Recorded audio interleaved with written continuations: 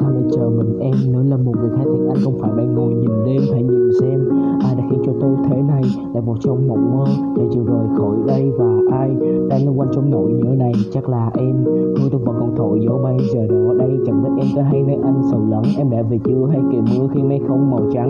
Yêu cô gái thanh xuân vừa qua tuổi trăng tròn, yêu cô gái bao năm trong điều vị ăn mòn, đi qua bao bão tố nhưng vẫn không vùng vẫy. Yêu em thật lâu dài như cao nguyên hùng vĩ vội vàng, nhưng người tình bấy lâu lụi tàn.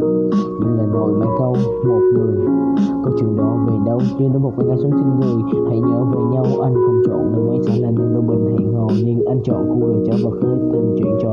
Một ngày giọng em nói một gửi tin nhắn thâu đêm, quãng đời còn lại thì tiếng cười không kêu vả đâu em. Anh đâu kể làm chi câu chuyện dài buồn chán, cứ để nó trôi qua theo quy luật ngày tháng. Có tiếng ve sao hè chắc là vì để thăm gió, sao không chạy ngay đi mà ở lại tháng năm đó. Anh nhớ dáng em ngồi, anh nhớ tiếng em cười, đèn phố xả lên rồi em rồi trốn đống người.